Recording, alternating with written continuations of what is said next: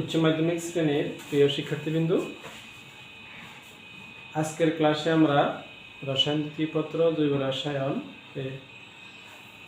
এই পত্রে অর্থাৎ রসায়ন দ্বিতীয় পত্রের দ্বিতীয় অধ্যায়ে জৈব রসায়ন অধ্যায়ে বেনজিনের বহু প্রতিস্থাপন বিক্রিয়া ওরিয়েন্টেশন নিয়ে আলোচনা করব। বেনজিনের বহু প্রতিস্থাপন বিক্রিয়া এবং ওরিয়েন্টেশন। তো শুরুতে আমরা যদি বেনজিনের অরবিটাল চিত্র অর্থাৎ বেনজিনের যদি আমরা গাঠনিক সংকেত আঁকি তাহলে আমরা সাধারণত এইভাবেই লিখি। তো এখানে 6টা কার্বন আছে, 6টা কোণায়, প্রত্যেকটা কার্বনে একটা করে হাইড্রোজেন আছে। এরকম 6 কার্বনে 6টা হাইড্রোজেন আছে। তো স্বাভাবিক অবস্থায় যদি কোনো প্রতিস্থাপক না থাকে তাহলে প্রতিটি হাইড্রোজেনই সমতুল। এই সমতুল হওয়ার কারণে যে কোনো একটা হাইড্রোজেন যদি আমরা একটি পরমাণু বা মূলক দ্বারা প্রতিস্থাপিত করি তাহলে যে যৌগটি উৎপন্ন হবে তার সবগুলো একই রকম হবে। অর্থাৎ এক্ষেত্রে আমরা একটি সমন্বয় পাওয়া যাবে। যেমন আমি যদি এখানে একটা হাইড্রোজেনকে ক্লোরিন দ্বারা প্রতিস্থাপিত করি যে কোনো কারণ থেকে করলে এটা নাম হবে ক্লোরোবেনজিন।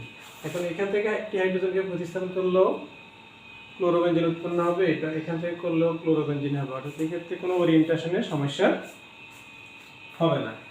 কিন্তু আমি যদি প্রথমে একটা হাইড্রোজেনকে প্রতিস্থাপন করার পর যে সমাণুটা উৎপন্ন হলো সে সমাণু থেকে যদি অপর আরেকটি হাইড্রোজেনকে যদি অপর একটি পরমাণু দ্বারা প্রতিস্থাপন করতে যাই তাহলে আমাদের সেই ক্ষেত্রে দেখা যাবে যে এখন আর ওরিয়েন্টেশন ঠিক থাকবে না। সেক্ষেত্রে আমার ওরিয়েন্টেশনটা এরকম হতে পারে 1 2। প্রথমটাকে আমি যদি 1 ধরি, দ্বিতীয়টা হয়তো এই 2 নম্বর অবস্থানে যেতে পারে, অথবা প্রথমটা 1, দ্বিতীয়টা 3 নম্বর অবস্থানে, প্রথমটা 1 4 নম্বর, 1 5 আর 1 6 এরকম অবস্থানগুলো আসতে পারে। এর মধ্যে 1 2 এবং 1 4 হলো সেম, আর 1 3 এবং 1 5 হলো সেম। অর্থাৎ আমরা এটাকে আলাদা করতে পারি এরকম 1 2 1 কমা 1 6 আর 1 3 কমা 1 5 এই দুভাগে ভাগ করতে পারি। আর আরেকটা হতে পারে 1 4 এইভাবে। অর্থাৎ ওরিয়েন্টেশনটা হচ্ছে কি 1 2 1 3 1 4 1 5 1 6 এইভাবে। এর মধ্যে 1 2 অথবা 1 6 এই অবস্থান আর এই অবস্থান, এটা হলো 6 নম্বর অবস্থান। এই দুটো অবস্থানই সেম, কারণ এখানে যদি অন্য একটি পরমাণু আসলে যে সমান হবে এই 6 নম্বর অবস্থানে অন্য কোনো পরমাণু আসলেও ঠিক একই রকম সমান হবে। যেমন আমরা যদি এইভাবে দেখি যে দুইটা ক্লোরিন দ্বারা প্রতিস্থাপিত করি, এটা নাম হবে 1 2 ডাইক্লোরো বেনজিন। আবার যদি আমি এইভাবে প্রতিস্থাপন করি যেমন 2 নম্বর অবস্থানে দিই তাহলেও কিন্তু একই ঘটনা আসবে, 1 2 ডাইক্লোরো বেনজিন হবে। তাহলে 1 এবং 2 অথবা 1 অবস্থানকে বলা হয় অর্থ অবস্থান।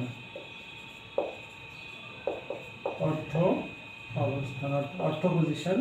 আর 1 3 অথবা 1 5 কে বলা হয় মেটা পজিশন। আর 1 4 অবস্থানকে বলা হয় প্যারা অবস্থান। তাহলে এই যে ওরিয়েন্টেশনের ভিত্তিতে বেনজিনে যদি দুইটি প্রতিস্থাপক আসে একই বা ভিন্ন যেটাই হোক না কেন তাহলে তিন ধরনের সমান উৎপন্ন হতে পারে, যাদের একগুলোকে বলা হবে অর্থ, অপরটাকে বলা হবে মেটা, আর তৃতীয়টাকে বলা যেতে পারে প্যারা।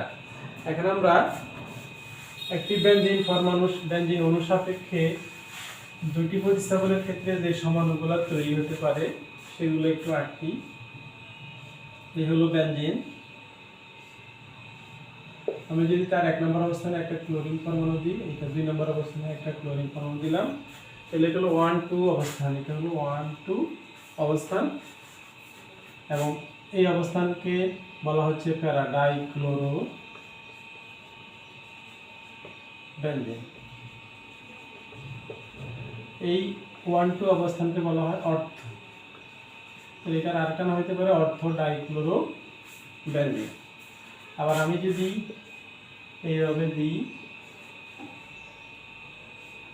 এক নম্বর অবস্থানে একটা ক্লোরিন পরমাণু দিই আর 5 নম্বর অবস্থানে একটা ক্লোরিন পরমাণু দিই, তাহলে এখানে অবস্থানটা হচ্ছে 1,5,1,5 ডাইক্লোরোবেনজিন। ডাইক্লোরোবেনজিন এটাকে বলা হচ্ছে যে মেটা অথবা মেটা ডাইক্লোরোবেনজিন। আর যদি আরেকটা সমান রাখতে যাই এইরকম 1 আর 6, তাহলে 1 আর 4 1,4 ডাইক্লোরোবেনজিন, অথবা এটাকে বলতে পারি প্যারা ডাইক্লোরোবেনজিন।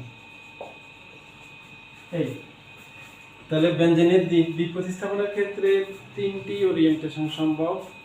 3টি ওরিয়েন্টেশন অনুযায়ী তার 3 ধরনের নাম হতে পারে: অর্থ অবস্থান, মেটা অবস্থান আর প্যারা অবস্থান। আমরা একটা উদাহরণ দিয়ে এটা দেখিয়েছি। এইভাবে যে কোনো দ্বীপ প্রতিস্থাপনের ক্ষেত্রেই এটা সম্ভব হতে পারে।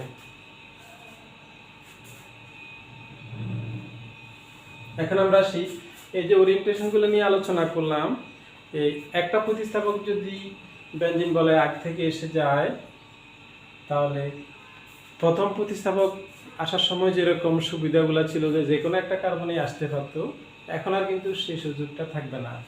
যদি কারণ প্রতিস্থাপকগুলোর প্রকৃতি অর্থাৎ ইলেকট্রোফাইলগুলোর প্রকৃতির উপর নির্ভর করে, প্রথম ইলেকট্রোফাইলের প্রকৃতির উপর নির্ভর করে দ্বিতীয় ইলেকট্রোফাইলটি কোন অবস্থানে আসবে তা নির্ভর করে। এই ভিত্তিতে প্রতিস্থাপক বা ইলেকট্রোফাইলগুলোকে 2 ভাগে ভাগ করা যায়: অর্থ প্যারা নির্দেশক আর মেটা নির্দেশক। কিছু কিছু গ্রুপ আছে বা ইলেকট্রোফাইল আছে যারা যদি বেনজিন বলয়ের প্রথম প্রতিস্থাপক হিসাবে থাকে, তাহলে দ্বিতীয় প্রতিস্থাপকটি তখন অর্থাৎ 2 অবস্থান 4 অবস্থান 2, 4 বা 6 যে কোনো একটা অবস্থানে আসে। অর্থাৎ অর্থ বা প্যারা, 2 অবস্থানকে বলা হয় অর্থ, 6 অবস্থানকে বলা হয় অর্থ, আর 4 অবস্থানকে বলা হয় প্যারা। অর্থাৎ দ্বিতীয় প্রতিস্থাপকটি তখন প্যারা অবস্থানে অথবা অর্থ অবস্থানে আসতে বাধ্য হয়। এরকম গ্রুপগুলোকে বলা হচ্ছে অর্থপ্যারা নির্দেশক। অর্থাৎ যে সমস্ত পরমাণু বা গ্রুপ বা মূলক বেনজিন বলয়ে উপস্থিত থাকলে দ্বিতীয় প্রতিস্থাপকটি অর্থ বা প্যারা অবস্থানে আসতে বাধ্য হয়, ওরকম পরমাণু বা গ্রুপগুলোকে বলা হয় অর্থপ্যারা নির্দেশক। আর যে সমস্ত গ্রুপগুলো বেনজিন বলয়ে উপস্থিত থাকলে পরবর্তী গ্রুপগুলো মেটা অবস্থানে আসতে বাধ্য হয়, তাদেরকে বলা হয় মেটা নির্দেশক। আজকে আমরা অর্থপ্যারা নির্দেশক নিয়ে আলোচনা করব। মেটা নির্দেশকটা নিয়ে আমরা পরবর্তী ক্লাসে আলোচনা করব। তো এতক্ষণ আমরা তো বলেছি 1, 2 অথবা 1 অবস্থানকে বলা হয় অর্থ অবস্থান, আর 1, 4 অবস্থানকে বলা হয় প্যারা অবস্থান। এখন বেনজিন বলয়ে কি কি গ্রুপ আসলে পরবর্তী গ্রুপটি অর্থপ্যারা অবস্থানে আসতে পারে, সেই সমস্ত গ্রুপগুলো হলো যেমন অ্যালকাইল মূলকের উদাহরণ হতে পারে মিথাইল মূলক, তারপর হতে পারে হাইড্রক্সিল মূলক, তারপর হতে পারে অ্যামিনো মূলকের মধ্যে এটা প্রাইমারি অ্যামিনো মূলক লিখছি, এটা সেকেন্ডারি টারসিয়ারি হতে পারে। তারপরে আছে অ্যালকক্সি মূলক। এরকম এই মূলকগুলো যদি বেনজিন বলয়ে উপস্থিত থাকে, এবং কি আছে সর্বশেষ বলতে পারি যে হ্যালোজেন যৌগীয় ঋণাত্মক, তারপরে হ্যালোজেন পরমাণু থাকলেও বেনজিন বলয় অর্থপ্যারা নির্দেশক হয়। এই গ্রুপগুলো যদি বেনজিন বলয়ে আগ থেকে যে কোনো একটা গ্রুপ থাকে, তাহলে পরবর্তী যেমন এখানে আমি যদি এই বেনজিনের মাথায় যদি মিথাইল মূলকটা দিই, এই যৌগটার নাম হবে টলুইন বা মিথাইল বেনজিন। এই টলুইন মূলক যেহেতু 1 নম্বর কার্বনের প্রথম প্রতিস্থাপক হিসাবে এসেছে, তাহলে পরবর্তী যে কোনো পরমাণু গ্রুপ তখন এই 2 অবস্থানে অথবা 4 অবস্থানে অথবা 6 অবস্থানে আসতে হবে। অর্থাৎ 3 এবং 5 অবস্থানে আসতে পারবে না বা আসবে না। এই জন্য এদেরকে বলা হচ্ছে অর্থপ্যারা নির্দেশক। এদের অর্থপ্যারা নির্দেশক বলার আরেকটি কারণ আছে, এই নির্দেশকগুলো বেনজিন বলয়কে সক্রিয় করে, অর্থাৎ নিজের এখানে একটা লক্ষণীয় বিষয় হলো এই গ্রুপগুলোর প্রায়টিতে মুক্ত জোড় ইলেকট্রন আছে। আর মিথাইলগুলোকে যদিও মুক্তমূলক ইলেকট্রন নেয়, আমি যদি এখানে একটু দেখাই এরকম, এখানে মুক্ত জোড় ইলেকট্রন না থাকলেও কার্বন হাইড্রোজেন বন্ধন, অর্থাৎ মিথাইলগুলোকের কার্বন হাইড্রোজেনের বন্ধন যে ইলেকট্রন হাইপার কনজুগেশনের মাধ্যমে বেনজিন বলয়ের দিকে সঞ্চালিত হয়। এভাবে অর্থাৎ বন্ধন ইলেকট্রন জোড়া বেনজিন বলয়ের দিকে চলে যায়, এখানে কোনো ইলেকট্রন থাকে না, জাস্ট পরমাণুটা হাইড্রোজেন পরমাণুটা বেনজিনের কার্বনের কাছাকাছি বসে থাকে। এরকম হাইপার কনজুগেশনের মাধ্যমেও বেনজিন বলয়ের সক্রিয়তা বৃদ্ধি করে, এই জন্য এদেরকে বলা হয় বলয় সক্রিয়কারী গ্রুপ। অর্থাৎ অর্থপ্যারা নির্দেশকের আরেকটি নাম হলো বলয় সক্রিয়কারী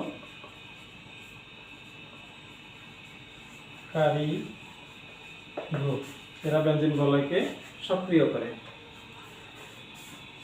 তাহলে বেনজিন বলয়কে যে গ্রুপগুলো সক্রিয় করে সেই গ্রুপগুলো নিয়ে আমরা এখানে আলোচনা করেছি, সেগুলো অর্থপ্যারা নির্দেশক। এখন এরা কিভাবে বেনজিন বলয়ের সক্রিয়তা বৃদ্ধি করে তা আমরা যদি দু একটা উদাহরণ দিয়ে আলোচনা করতে যাই, তাহলে আমরা সেখানে দেখতে পাবো যে এদের মধ্যে বাড়তি ইলেকট্রন থাকে। এই বাড়তি ইলেকট্রন থাকার কারণে বেনজিন বলয়ের দিকে মুক্ত জোড় ইলেকট্রনটা স্থানান্তর করে। যেমন আমরা যদি উদাহরণস্বরূপ বেনজিন বলয়ে যদি হাইড্রোক্সিল মূলক যুক্ত থাকে, তাহলে OH মূলকে একটি মুক্ত জোড় ইলেকট্রন আছে, এই যৌগটার নাম হলো ফেনল। এখন যখন OH মূলক বেনজিন বলয়ের প্রথম প্রতিস্থাপক হিসাবে থাকে, তখন এই অক্সিজেনের মুক্ত জোড় ইলেকট্রনটি বেনজিন বলয়ের দিকে সঞ্চালিত হয়, তখন বেনজিনের এই ইলেকট্রনটি এই জায়গায় চলে আসে। অর্থাৎ এরকম একটা অনুরণন কাঠামো লাভ করে, এটাকে অনুরণন বলা হয়। অনুরণন এগুলো তোমাদের পরীক্ষার সময় আসতে পারে। তখন এই জায়গায় হয় দ্বিবন্ধন, এখানে হয় প্লাস, এখানে হয় মাইনাস, আর আগের দিকে ইলেকট্রন ঠিক মতো থাকবে। এবার আরেকটি অনুরণন কাঠামো এখানে হয়, এই মুক্ত ইলেকট্রন যদি এই জায়গায় আসে, এই মুক্ত ইলেকট্রন এখানে চলে আসে।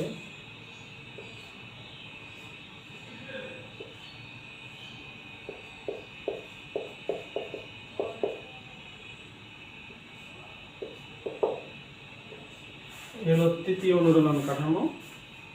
এরপর যদি আমরা আরেকটু যাই, যে এই জোড়া ইলেকট্রন তখন এই জায়গায় চলে আসলে এই জোড়া এই জায়গায় চলে আসবে, এরকম একটা অনুরণন কাঠামো লাভ করবে।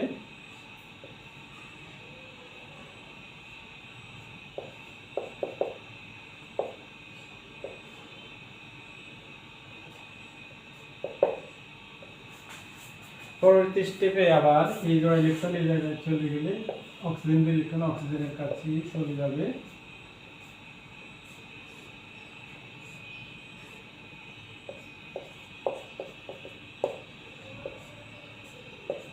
তাহলে দেখা যাচ্ছে যে ফেনলের হাইড্রোক্সিল মূলক থাকার কারণে 5টা অনুরণন কাঠামো সৃষ্টি হয়। আমরা যেগুলোকে নাম্বার দিয়ে দিলাম, এই 5টা অনুরণন কাঠামো সৃষ্টি হয়।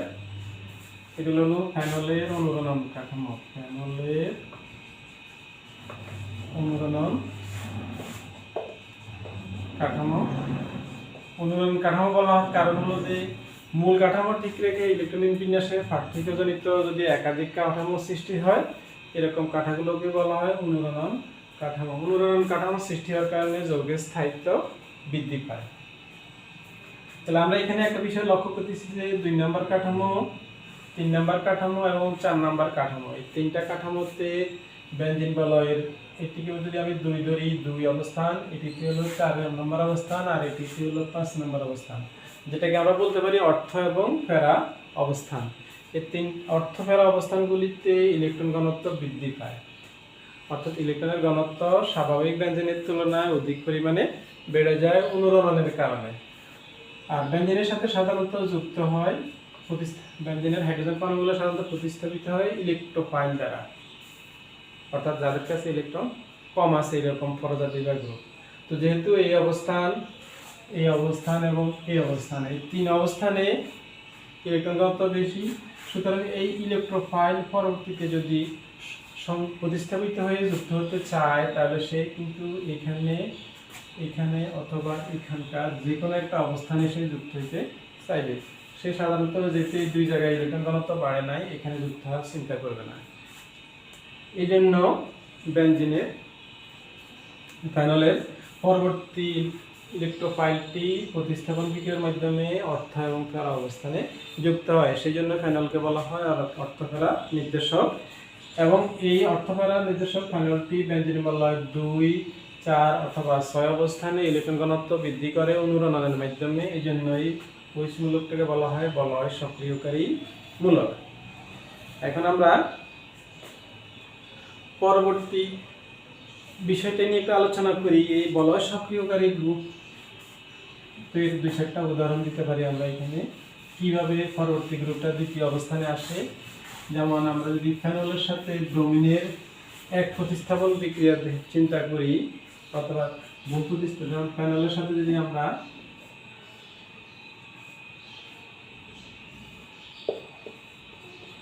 ব্রোমিন পানির বিক্রিয়া ঘটাই, ব্রোমিন পানির বিক্রিয়া ঘটাই, তাহলে দেখা গেল যে এরকম প্রোডাক্ট পাওয়া যাবে।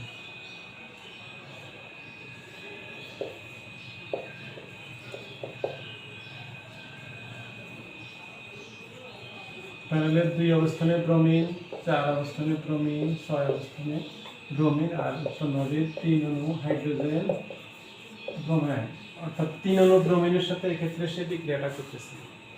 এই যৌগটার নাম হলো ফেনল, আর এর নাম হচ্ছে 2,4,6 ট্রাইব্রোমো ফেনল। অর্থাৎ দেখা গেল যে ব্রোমিন থেকে সৃষ্ট ব্রোমোনিয়াম আয়ন হলো ইলেকট্রোফাইল। এই ইলেকট্রোফাইলটা ব্রোমিনের 2, 4 এবং 6 অবস্থানে যুক্ত হয়ে 2,4,6 ট্রাইব্রোমোফেনল, এই যৌগটা কিন্তু সাদা বর্ণের অর্ধক্ষেপ উৎপন্ন করে। এই জন্য ওয়েচমূলক অর্থফেরা নির্দেশক, এটি একটি উদাহরণ। এক্ষেত্রে আমরা আরেকটা বিষয় লক্ষ্য করব যে এই বিক্রিয়ার মাধ্যমে কিন্তু আমরা ফেনলকে শনাক্ত করতে পারি, কারণ ফেনলের নিজস্ব বর্ণ আছে, সাদাটে বর্ণের অনেকটা বর্ণহীন। এটার মধ্যে যদি আমরা লাল বর্ণের ব্রোমিন পানি যোগ করি তাহলে 2,4,6 ট্রাইব্রোমোফেনলের সাদা অর্ধক্ষেপ উৎপন্ন হবে এবং ব্রোমিনের লাল বর্ণ দূর হয়ে যাবে। এটি অসম্পৃক্ত বিক্রিয়া থেকে সম্পৃক্ত, অর্থাৎ বেনজিন ছিল অসম্পৃক্ত, অর্থাৎ এটি হলো বেনজিনের একটি প্রতিস্থাপন বিক্রিয়া। 2,4,6 ট্রাইব্রোমোফেনলের সাদা অর্ধক্ষেপ উৎপন্ন হবে। এই বিক্রিয়ার সাহায্যে আমরা ফেনলকে কিন্তু শনাক্ত করতে পারি, অর্থাৎ এটি ফেনলের একটি শনাক্তকারী বিক্রিয়া। উদাহরণস্বরূপ আমরা যদি অ্যানিলিনের সাথে ক্লোরিনের বিক্রিয়া বিবেচনা করি, বেনজিনের বলয়ের মাথায় যদি আমি এই NH2 গ্রুপটা দিই, এটার নাম হলো অ্যানিলিন। এটিও একটি এই মূলকটাও অর্থফেরা নির্দেশক।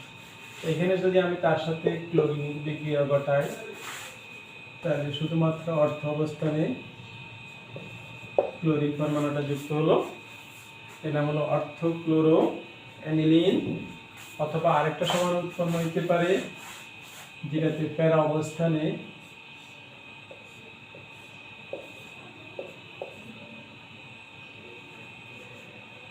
NH2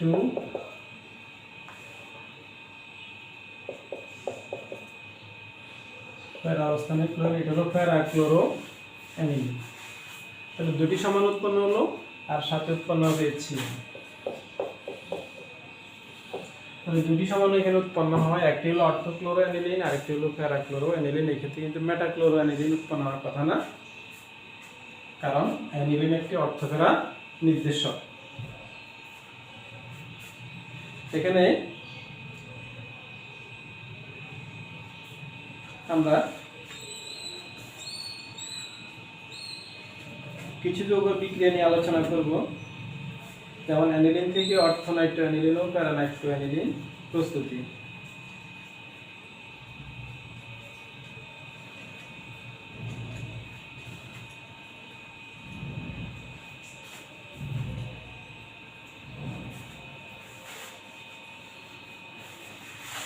অ্যানিলিন থেকে কিভাবে অর্থনাইট্রো অ্যানিলিন এবং প্যারানাইট্রো অ্যানিলিন তৈরি করা যায়। আমরা যদি অ্যানিলিনের সাথে গাঢ় নাইট্রিক অ্যাসিডের বিক্রিয়া ঘটাই গাঢ় সালফিউরিক অ্যাসিডের উপস্থিতিতে,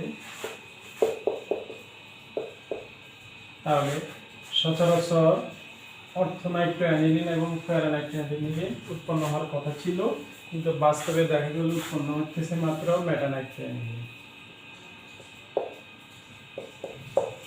এই যৌগটা উৎপন্ন হচ্ছে, এটি হলো মেটানাইট্রো অ্যানিলিন। এই মেটানাইট্রো অ্যানিলিন উৎপন্ন হওয়ার কারণটা একটি ব্যতিক্রম ঘটনা, কারণ এখানে যেহেতু অ্যানিলিন নিজে অর্থফেরা নির্দেশক, তাহলে এখানে উৎপন্ন হওয়ার কথা ছিল হয় অর্থনাইট্রো অ্যানিলিন হবে, না হয় প্যারানাইট্রো অ্যানিলিন হবে, কিন্তু হয়ে গেছে মেটানাইট্রো অ্যানিলিন। এর কারণ হলো প্রথম ধাপে অ্যানিলিনের সাথে অ্যানিলিন এখানে যেহেতু মুক্ত জড় ইলেকট্রন আছে, এটা ক্ষারধর্মী, আর যখন নাইট্রিক অ্যাসিড থেকে প্রোটন উৎপন্ন হয়, নাইট্রিক অ্যাসিড যেহেতু অ্যাসিড, কারণ নাইট্রিক অ্যাসিড থেকে উৎপন্ন হবে প্রোটন, নাইট্রেট আয়ন আর প্রোটন। এই প্রোটন কিন্তু অ্যানিলিনের নাইট্রোজেন পরমাণু মুক্ত জড় ইলেকট্রন দ্বারা আকৃষ্ট হয়ে তার সাথে যুক্ত হয়ে অ্যানিলিনিয়াম আয়ন তৈরি করে, এটা একটা অম্লক্ষার বিক্রিয়ার মতো NH3। এখন দেখা গেল যে মূলকটি হয়ে গেল পজিটিভ চার্জযুক্ত আয়ন, ফলে এবার অ্যানিলিন যেখানে বেনজিন বলয়ের দিকে ইলেকট্রন ঘনত্ব বৃদ্ধি করে, এখানে কিন্তু অ্যানিলিনিয়াম আয়নের ক্ষেত্রে উল্টো ঘটনা, বেনজিন বলয় থেকে ইলেকট্রন অ্যানিলিনের দিকে চলে আসে, এবং চলে আসার সময় সেই জায়গায় কিন্তু অর্থ এবং প্যারা অবস্থান থেকে আসবে না, ইলেকট্রন ঘনত্বটা কমবে মেটা অবস্থান থেকে, ইলেকট্রন ঘনত্বটা কমবে অর্থ এবং প্যারা অবস্থান থেকে, মেটা অবস্থানের ইলেকট্রন ঘনত্বটা ঠিক থাকবে, যেটা আমরা পরবর্তী ক্লাস নিয়ে আলোচনা করব। ফলে পরবর্তী গ্রুপ যদি নাইট্রোমূলক যেটা সৃষ্টি হলো, এখন সে যেহেতু এখানে প্লাস তৈরি হলো, এখানে প্লাস তৈরি হয়ে গেছে, এখানে প্লাস তৈরি হয়ে গেছে, ফলে নাইট্রিক অ্যাসিড থেকে সৃষ্ট নাইট্রোমূলক এখন আর এই 2, 4 বা 6 অবস্থানে যুক্ত না হইয়া সরাসরি 3 বা 5 অবস্থানে যে কোনো একটি অবস্থানে যুক্ত হবে।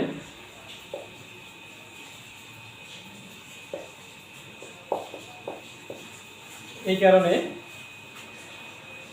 পরবর্তী ধাপে এটাকে ক্ষারীয় মাধ্যমে বিক্রিয়ার মাধ্যমে মেটানাইট্রো অ্যানিলিন প্রস্তুত হয়।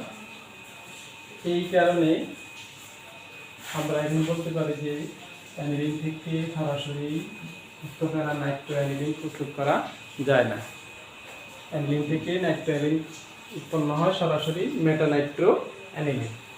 তাহলে আমরা কিভাবে অ্যানিলিন থেকে অর্থনাইট্রো এবং প্যারানাইট্রো অ্যানিলিন তৈরি করবো, সেক্ষেত্রে আমরা এই জায়গায় একটা কাজ করতে হবে, এই প্রোটনটা অ্যাসিড যোগ করার আগে একটা কাজ করতে হবে, যাতে এই অ্যাসিড থেকে সৃষ্ট প্রোটন নাইট্রোজেন পরমাণুর মুক্ত ইলেকট্রন গ্রহণ করে সেখানে যুক্ত হইতে না পারে। সেজন্য আমরা প্রথমে অ্যানিলিনকে আমরা অ্যাসিটাইল ক্লোরাইডের সাথে বিক্রিয়া করাবো। অ্যানিলিন যোগ ইথানল ক্লোরাইড বা অ্যাসিটাইল ক্লোরাইড, এর ফলে অ্যানিলিনের নাইট্রোজেন পরমাণু থেকে হাইড্রোজেন পরমাণুটা এই অ্যাসিটাইল মূলক দ্বারা প্রতিস্থাপিত হয়ে গেল, এবং সাথে উৎপন্ন হলো HCl। এটাকে বলা হচ্ছে অ্যাসিটানিলাইট। এই যৌগটার নাম হলো অ্যাসিটানিলাইট।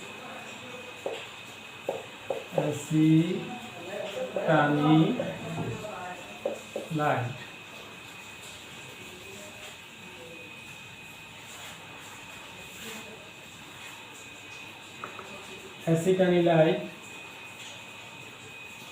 এবার যদি অ্যাসিটানিলাইটের মধ্যে আমরা নাইট্রিক অ্যাসিড, গাঢ় নাইট্রিক অ্যাসিড এবং গাঢ় সালফিউরিক অ্যাসিড যোগ করি, তাহলে যেহেতু এখন অর্থফেরা অবস্থান থেকে ইলেকট্রন 7 টানি নেয় নাই, অ্যাসিটানিলাইটের এই মূলকটি কিন্তু বেনজিন বলয়ের অর্থফেরা অবস্থান থেকে ইলেকট্রন নিজের দিকে টানি নেয় নাই, ফলে এখন আর আগের মতো মেটা অবস্থানে যুক্ত হবে না। এখন নাইট্রো মূলকটি হয় অর্থ অবস্থানে যুক্ত হবে, না হয় প্যারা অবস্থানে যুক্ত হবে, অর্থাৎ অর্থনাইট্রো অ্যাসিটানিলাইট অথবা প্যারানাইট্রো অ্যাসিটানিলাইট এবং পানি উৎপন্ন হবে। প্যারানাইট্রো অ্যাসিটানিলাইট উৎপন্ন হলো, এবার এই দুই যৌগদ্বয়কে যদি আমি ক্ষারের সাথে বিক্রিয়া করাই, অর্থোনাইট্রো অ্যাসিটানিলাইট অথবা প্যারানাইট্রো অ্যাসিটানিলাইট যদি আমি ক্ষার সোডিয়াম হাইড্রোক্সাইডের সাথে বিক্রিয়া করাই, খালির মাধ্যমে অর্থাৎ যদিও ক্ষারের মাধ্যমে বিক্রিয়া করাই, তাহলে এই জায়গায় রিয়েকশনটা হবে, এই জায়গায় রিয়েকশনটা হয়ে উৎপন্ন হবে অর্থোনাইট্রো অ্যানিলিন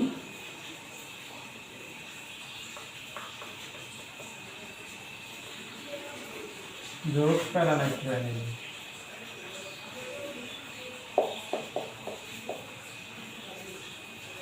অর্থোনাইট্রো অ্যানিলিন এবং প্যারানাইট্রো অ্যানিলিন উৎপন্ন হলো, সাথে সোডিয়াম অ্যাসিটেট তৈরি হলো এইভাবে। তাহলে আমরা আবারও আলোচনা করি, অ্যানিলিন থেকে সরাসরি অর্থোনাইট্রো অ্যানিলিন অথবা প্যারানাইট্রো অ্যানিলিন প্রস্তুত করা যায় না, কারণ অ্যানিলিনের অ্যামিনো মূলকের নাইট্রোজেন পরমাণুতে মুক্ত ইলেকট্রন থাকা অ্যাসিডের প্রোটন সেখানে যুক্ত হয়ে অ্যামোনিয়াম আয়ন গঠন করে, যেটা ইলেকট্রন আকর্ষী হওয়ায় বেনজিন বলয়ের অর্থায়ন করা অবস্থান থেকে ইলেকট্রন নিজের দিকে টেনে নেয়, ফলে নাইট্রোজেন বিক্রিয়ার নাইট্রোমূলকটি মেটা অবস্থানে যুক্ত হইতে বাধ্য হয়, যেটা আমরা আগের আলোচনায় বলছি। এখন আমরা এখানে বলে দেখাচ্ছি যে কিভাবে তাহলে অর্থায়ন প্যারানাইট্রো অ্যানিলিন তৈরি করতে হয়। সেক্ষেত্রে একটা পরোক্ষ পদ্ধতি অবলম্বন করা হয়, সেটা হলো যে অ্যানিলিনের সাথে প্রথমে অ্যাসিটাইল ক্লোরাইড বিক্রিয়া ঘটালে অ্যাসিটানিলাইট প্রস্তুত করা হয়।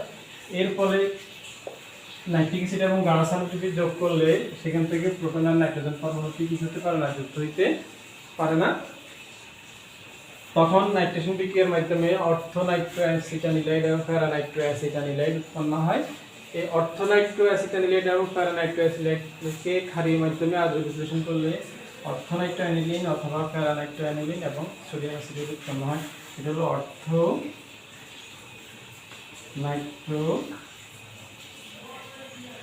অ্যানিলিন। আর এই যৌগটি হলো প্যারানাইট্রো অ্যানিলিন। এভাবে এখন আমরা আলোচনা করব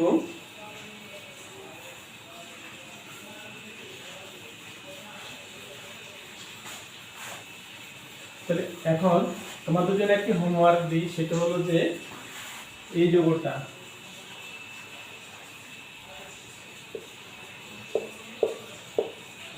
নাম হলো টলুইন অর্থাৎ মিথাইল বেনজিন। এই যৌগটিও কিন্তু অর্থকারা নির্দেশক। এবং কেন অর্থকারা নির্দেশক? আমরা যে ফেনলের OH মূলক যেরকম অর্থকারা নির্দেশক, এই মূলকটিও সেরকম অর্থকারা নির্দেশক। এবং কেন অর্থকারা নির্দেশক হয় তার ব্যাখ্যাটা তোমরা নিজেরা তৈরি করার চেষ্টা করবে। আর এখান থেকে আরেকটা প্রশ্ন আলোচনা করতে পারি আমরা, TNT প্রস্তুতি। TNT প্রস্তুতি, TNTর পুরো পূর্ণ নাম হলো ট্রাইনাইট্রোটলুইন। অর্থাৎ আমরা টলুইনের 2 অবস্থান, 4 অবস্থান আর 6 অবস্থানে যদি নাইট্রোমূলক যুক্ত করতে পারি, তাহলে এই উৎপন্ন যৌগটাকে বলা হবে TNT বা ট্রাইনাইট্রোটলুইন। যেগুলো বিস্ফোরক পদার্থের বিস্ফোরকের একক হিসেবে, বিস্ফোরক শক্তির একক হিসেবে TNTকে ব্যবহৃত হয়। কারণ এক মোল TNT যে পরিমাণ শক্তি উৎপন্ন করতে পারে সেই হিসাবে অন্যান্য বিস্ফোরক ক্যাপাসিটিটা TNTর এককের তুলনা করা হয়। তো TNT প্রস্তুত করার মূলত টলুইনের তীব্র বারবার নাইট্রেশন দ্বারা। এই যৌগটার নাম হলো টলুইন।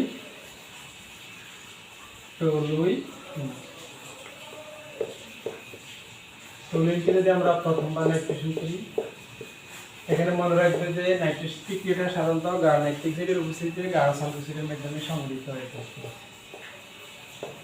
গাঢ় সালফার উপস্থিতিতে গাঢ় নাইট্রিক অ্যাসিডের মাধ্যমে সংঘটিত হয়ে থাকে। এই দুইটা যৌগ বিক্রিয়া করে নাইট্রোমূলক তৈরি করে। সেখান থেকে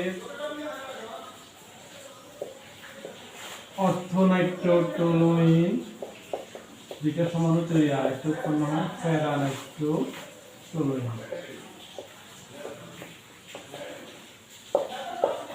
আর উৎপন্ন হয় পানি। অর্থাৎ টলুইনের প্রথমবার নাইট্রেশন বিক্রিয়া অর্থোনাইট্রোটলুইন, এবং এটা প্রায় সাধারণ তাপমাত্রায় ঘটে 3 ডিগ্রি সেন্টিগ্রেড তাপমাত্রায়। এটা হলো প্রথম ধাপ। তারপরে আছে দ্বিতীয় ধাপ। দ্বিতীয় ধাপে ওই দুটি যৌগ, যে দুটি যৌগ উৎপন্ন হলো অর্থোনাইট্রোটলুইন এবং প্যারানাইট্রোটলুইন, টলুইন।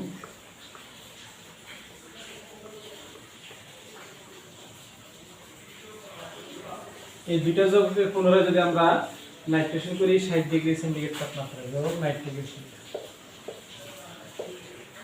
এবার তাপমাত্রা হবে 60 ডিগ্রি, উপস্থিত থাকবে গাঢ় সালফারিক অ্যাসিড।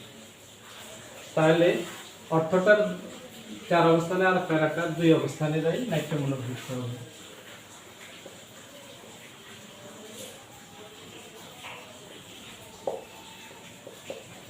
একই রকম সমাধান তৈরি হবে। দুইটা থেকে এখন এটা হলো 2,4 ডাইনাইট্রো টলুইন। এটা হলো 2,4 ডাইনাইট্রো টলুইন উৎপন্ন হলো 60 ডিগ্রি তাপমাত্রায়। এবার আমরা কি এই 2,4 ডাইনাইট্রো টলুইনকে যদি আবার তীব্র নাইট্রেশন ঘটাই,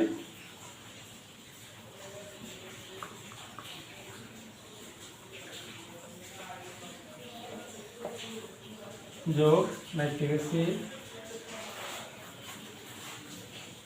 এখানে উপস্থিত থাকবে গাঢ় সালফারিক অ্যাসিড, আর এখানে তাপমাত্রা হলো এবার 110 ডিগ্রি বা 100 ডিগ্রি সেন্টিগ্রেডের মতো আছে, 100 ডিগ্রি সেন্টিগ্রেড। তাহলে এখন উৎপন্ন হবে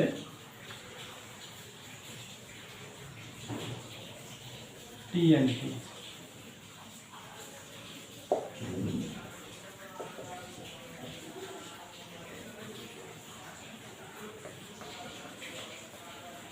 এই যৌগটার নাম হলো 2,4,6 ট্রাই নাইট্রো টলুইন বা টিএনটি।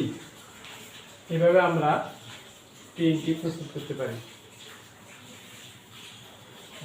শিক্ষার্থীগণ, আজকের ক্লাসে আমরা বেনজিনের ওরিয়েন্টেশন বিক্রিয়া, বহু প্রতিস্থাপন বিক্রিয়া বা ওরিয়েন্টেশন বিষয় নিয়ে আলোচনা করলাম, যেখানে আমরা অর্থকর অবস্থান নিয়ে আলোচনা করেছি এবং সর্বশেষ আমরা আলোচনা করেছি টিএনটি প্রস্তুতি। তাহলে এই বিষয়গুলো তোমরা একটু ভালো করে দেখবে। আজ পর্যন্ত, আল্লাহ হাফেজ।